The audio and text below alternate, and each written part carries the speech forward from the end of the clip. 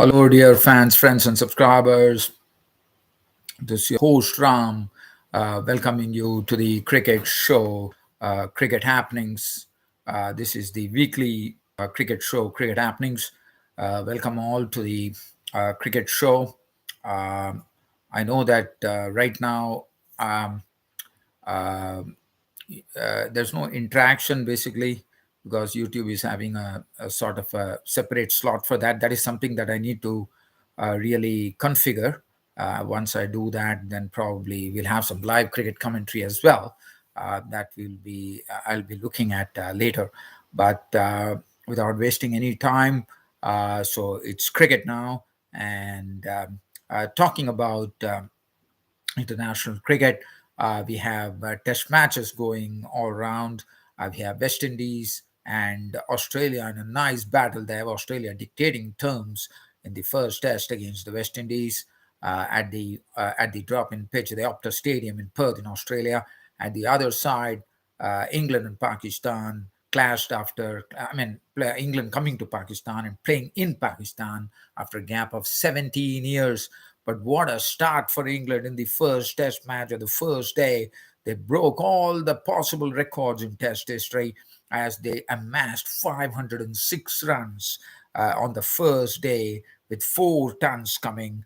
With Harry Brook, the youngster, who is the big thing to happen, according to me, as far as England's cricket future is concerned. Harry Brook, in the very first day, he went on to a stupendous record. It's a young bloke making his debut, going there, thrashing the Pakistani bowlers to get his maiden test done. And in the process, in the very maiden test done, he hit 6 fours in a single over of South Shakil, the spinner. And that is a massive achievement, according to me. We have seen in the past the 6 fours in over had been hit by I think Ian Botham did it against Derek Sterling of New Zealand, India's Sandeep Patel doing it against Bob Willis of England, and we have Andy Roberts actually hitting Botham for 6 fours, if I'm not wrong. So these were the records that were there. But to come here in a sort of a fledgling career for Harry Brook, coming in and thrashing 6 fours in a single over was really, according to me, a big achievement. I mean, this bloke is looking really the star player for the future as far as English cricket is concerned. And what a feeling for the English cricketers there. Harry Brook making them feel absolutely proud there. And as I said, 506, it's on a substandard Rawalpindi pitch, which has come in for severe criticism even from the CEO of Pakistan Cricket, the former a great player, Ramiz Raja of Pakistan. So, well, we'll come back to that. So, what I'm going to do in this cricket show is that we go to Australia versus West Indies, where probably right now, as I'm talking, probably in 1 hour's time, we'll have proceedings underway at the Optus Stadium in Perth, where it's going to be a brilliant day. So, I'm going to first, let's go into Australia, and then we go on to England. Also, to speak a bit about the Sri Lanka, Afghanistan series, where Afghanistan staged a nice, Sri Lanka staging a nice comeback to salvage something in the ODI series. But first, let's head over to Australia. We're talking about the first Test match, or let's keep it on England Pakistan, because I spoke to you about England, so I will keep it on England, and then we'll move on to Australia Pakistan. So Australia West Indies. Now this is, I'm talking about 17 years after a gap of 17 years, England were playing against Pakistan in Pakistan. The pitch, it was the Rawalpindi pitch. And Rawalpindi pitch, I have to say, it was substandard on a first day. If the England team amassed 506 runs. Now, we know the record stands with Sri Lanka with 509 against Bangladesh. But let me tell you, the reason is that 15 overs were cut off because of rain. But if you go by the records, this will be the second most highest total by any team in Test cricket. But I think, considering that there was a full day between Sri Lanka and Bangladesh, probably one would consider this as an enormous achievement from England. And what a day! On the first day, when you look at the scoreboard, 506. The openers, Zach Crawley, getting a new opener, Ben Duckett. Zach Crawley going on making 122, 111 deliveries with 21 boundaries, and he was absolutely flowing with his strokes. Ben Duckett was handling the spinners with absolute aplomb there. 107 is maiden test done for Ben Duckett. What a feeling for him, with 615 boundaries. It was absolutely baseball cricket at Rawalpindi. Let's also consider the fact that Rawalpindi was a substandard pitch. Batting was absolutely a sort of a feather bed of a track, and runs were just cascading from the bats of the English batsmen.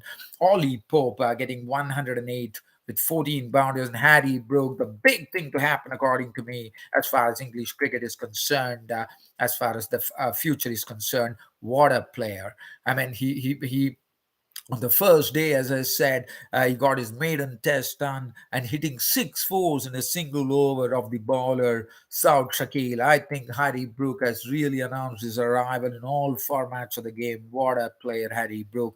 I mean, to come and hit 6 fours in just a very short test career says something great about this. Really a sort of a gung ho batsman, Harry Brook. 153 finally ended up, and he almost went close. I mean, hitting 24 runs in a single over on the first day. On the second day, he went much better than that, thrashing 27 runs of a single over, believe me. And Harry Brook making 153 with 19 fours and 5 sixes. A marvelous exhibition of batting from Harry Brook at the center, and a marvelous performance. As I said, we're going to hear a lot about this bloke, Harry Brook, in the future. And then we had Will Jacks making his debut. Definitely contributed 30, but couldn't. But definitely made a big impression with the ball, which I'll be talking about. Ben Stokes 41, 657 was the final tally for England. And the bowling, well, it was Zahid Mahmood. Now let's talk about another record there. This is another record that has been broken, which was standing in the name of Suraj Ranadev of Sri Lanka. But here, this record was broken by Zahid Mahmood, the right arm leg spinner who was given his debut by Pakistan, and he was thrashed for 235 runs in 33 overs with one maiden, but he picked up 4 wickets for 235. This is the costliest debut by a bowler in Test cricket. And Zahid Mahmood was absolutely thrashed, the right arm leg spinner. 4 for 235 on Test debut. Not a good feeling at all. South Shakil, as I said, bowled just 2 overs, and all the 30 runs, I think, was made by Harry Brook.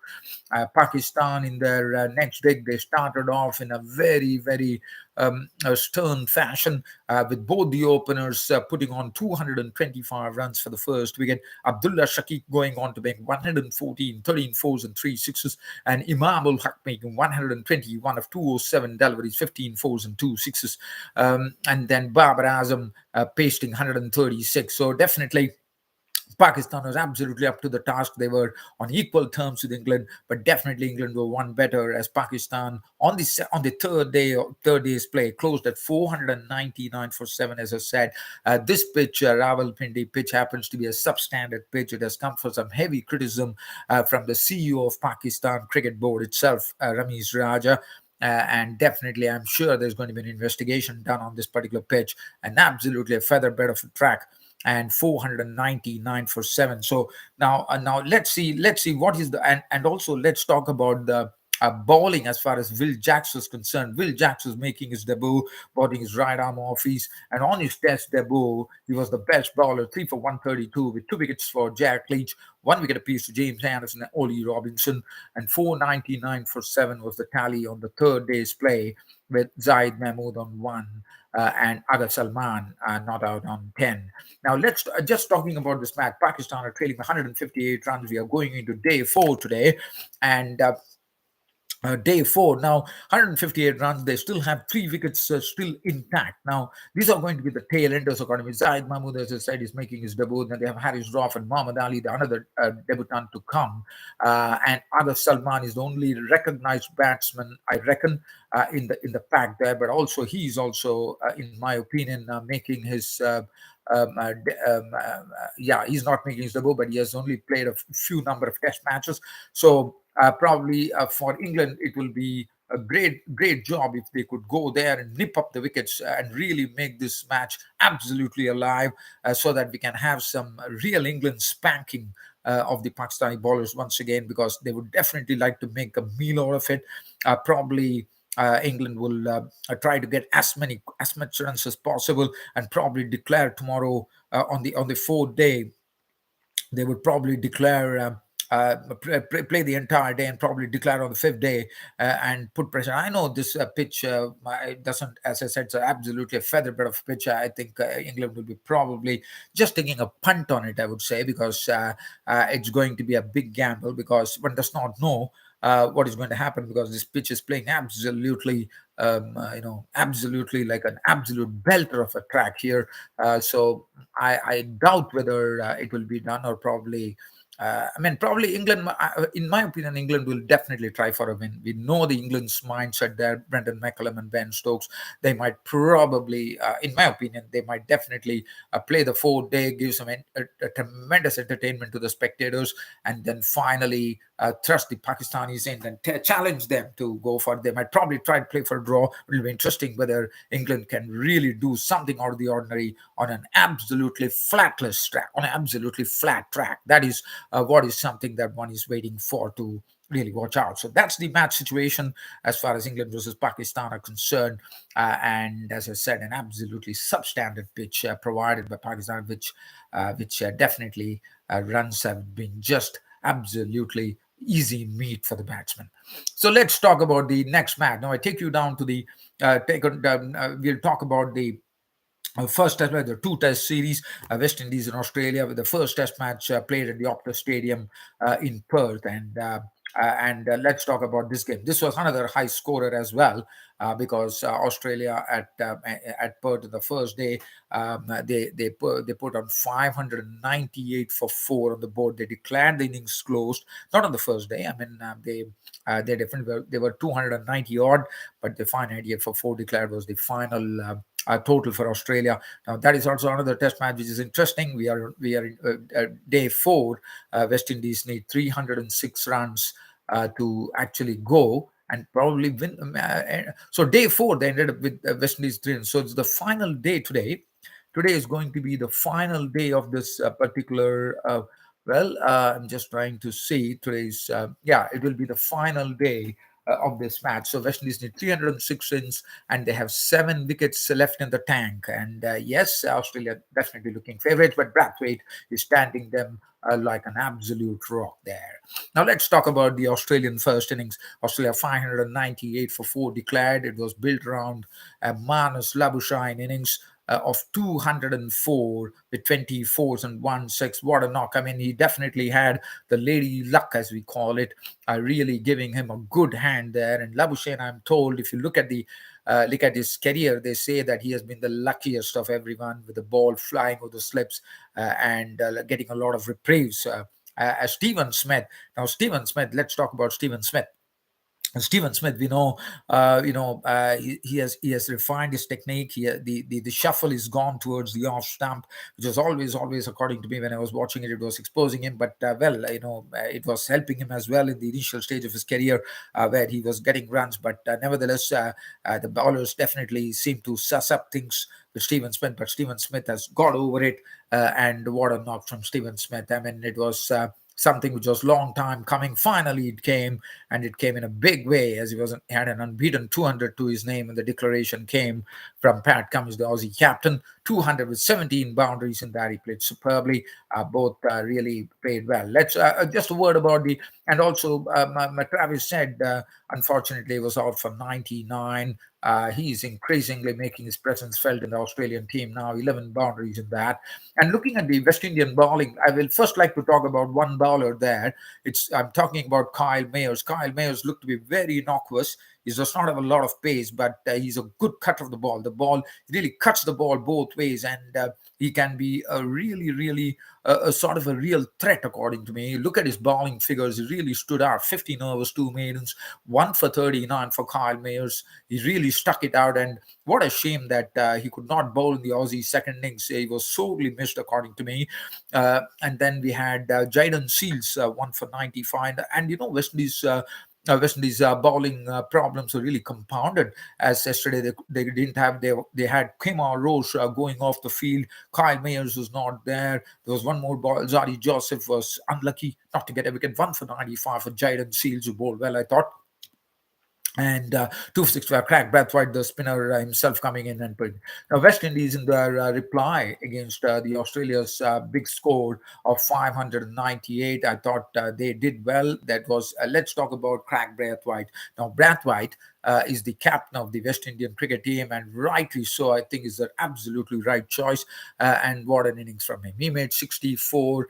He is someone who can stay at the crease for a long time, and that's read it. And look at the openers there. I think the opening mix for the West Indies now looking very strong with Shivnarayan Chandrapal's son, Taganarayan Chandrapal, making his debut. He did well against the Aussies in the tour game as well. And now he comes here getting his debut and showed that he's someone who is an absolute replica of his father's Chandrapal, with the same batting stance that he has. And he's someone who cops a lot of blows on his body as well, and is a good lever of the ball, and he also has his strokes as well. I think as far as stroke making is concerned, because seeing him hook sixes and all, I thought the son Chandrapal, is much aggressive than his dad, Shivnara and Chandrapal. Tagnara and Chandrapal had an impressive 51 to his name on his test debut, maiden 50. That'll be a great feeling for him. 7 fours and 1 6. Krumar Bond was retired for 16, Blackwood 36. Holder 27, Brooks made 33. So it was definitely, it was not easy for the Aussies. The Aussies were bowled out for 283, giving a massive lead to the Aussies. The West Indians were bowled out for 283. Mitchell Stark taking 3 wickets for 51, 3 wickets for 34 for Pat Cummins, 261 Nathan Lyon, 1 wicket apiece to Josh Hazelwood and Cameron Green, who got his maiden test wicket. I mean, he has been toiling hard, and it was good to see Cameron Green finally nailing it, getting his maiden test wicket, and that was Shamar Brooks, who was his maiden test wicket. Now, Australia in their second dig, they definitely came with a purpose. They knew that time was running up, and they had to really go at some real pace, and that they did it. 182 for 2 declared in the second innings as well. Australia thus setting a big total for the West Indians to chase. As I said, they have 306 runs still to get on the morrow, the final day, with West Indies 192 for 3 at closer rates. Very interesting, according to me, but definitely we know the Australians are favourites here. And look at the Australian second innings cards. Now, Australia definitely, as I said, they definitely benefited with Kyle Mayers and Kemar Roche going off the field. And then it was David Warner making 48, but now Labuschagne getting on to another century here, in the adding to his double in the first innings, getting a century in the second dig as well. He was 104 not out, 13 fours and 2 sixes, 22 Stephen Smith. The declaration came 182 for 2 declared, and the West Indians were thrust in to chase a big total. They had to chase a big total there, and they finished at 192 for 3 at close of play on the fourth day of the first Test match between Australia and West Indies, played at the Optus Stadium in Perth. Now, looking at the proceedings there, the man who stood, again, as I said, I think the West Indies are having a very strong test opening combination now. One is Craig Braithwaite, and I'm told Craig Braithwaite, since 2014, if at all anyone has scored centuries against Australia, it has been Craig Braithwaite. Craig Braithwaite What an innings from him. He's still there, unconquered, holding the West Indian hopes to get 306 runs on the morrow. They still have some good batting to come, West Indies. Braithwaite is not on 101. 11 boundaries into that. And Tegnara and Chandrapal once again in the second test match, in the second innings, also showed a bit of pluck there, making 45 4-4s. But I thought Stark definitely got the better of him by clean balling him for 45. Definitely, he was really set up in the first innings as well. The ball leaving him, and then finally one getting through. Shamar Brooks was on for 11. Blackwood 24. Kyle Mayers, good to see that he's there. So he's someone who is a big thing for West Indies, and it is very essential. We know Kyle Mayers against Bangladesh. You'll remember that epic knock of his.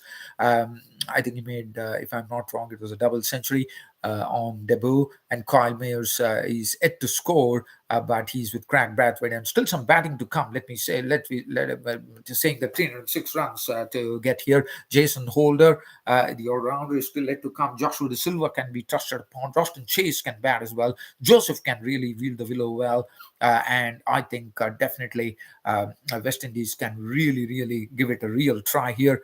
But definitely Australians will be given that, especially considering that this is the final day's play which is coming up. Australia will be considered as favourites, but here West Indies could really pull up a rabbit out of a hat today at the Optus Stadium in Perth. One has to wait and watch. Nathan Lyon was among the wicket-taking column. 22 over 6 men, 54 runs and 2 wickets for Nathan Lyon, 1 wicket for 36 for Mitchell Starc.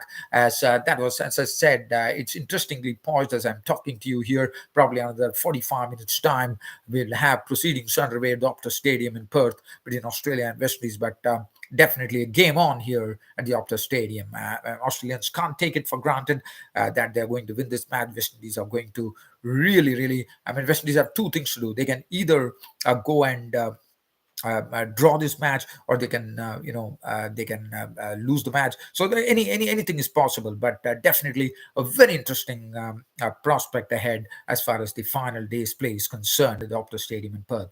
Just a quick a word here about the Sri Lanka Afghanistan series. Even though the Afghanistan the series was drawn between Afghanistan and Sri Lanka coming really big in the final a match against Afghanistan and chasing 314 runs total. Charit Asalanka, who has not been among the runs, as you know, according to me, he was a very sort of a big draw card as far as the World Cup was concerned, according to me, but he totally disappointed. But here he came finally. I'm very happy to see Charit Asalanka is a good player. He has come into form at the right time. He scored a magnificent 82 to take his team home. And also Dunit Velalage, the all-rounder who actually made his debut against Australia. When the Aussies were there down in Sri Lanka, I think he did a good job as well. He showed his hitting prowess, making 31 unbeaten runs to pilot the team to victory, and that was a good feeling. And also, just trying to see whether I can. I just wanted to talk to you about one big record that was created in list A cricket. I'm trying to see whether I can lay a hand on that. It was an Indian batsman by the name Jagadishan. Now, list A cricket, as you know, has had a lot of things. It was the record stood for a decade in the name of Alistair Brown in an English county match. I'm just going to talk briefly on that. Just before I leave the cricket show here, let's have a sneak peek at that and see what really went on. This was just wanting to tell you that the highest score in List A cricket was scored by an Indian. It was N. Jagdishan, who made 277 runs against Arunachal Pradesh in Bangalore and this was to eclipse the 268 made by Alistair Brown in an English county game playing for Surrey against Glamorgan in the Oval in 2002. This was a very big record that was done. And well, dear fans and subscribers, just wanted to share this. And as I said, keep your eyes glued on the television set, watching this match against the Optus Stadium. I can't really wait to watch that particular match. Well, dear fans and subscribers, it's an absolute pleasure. I know it was a bit late at night that I brought up this cricket show, which is a sort of a passion for me. I came here and I've actually eloquent, and I hope you all allowed this broadcast. And hopefully tomorrow I'll be there to share the cricket events which are going to happen in between Pakistan and England, and also on the other side, as I said, the most interesting thing, whether West Indies can either save the match, win the match, or lose the match. Let's wait and watch, as I'll be on air tomorrow once again chatting with you. Until then, it's good night.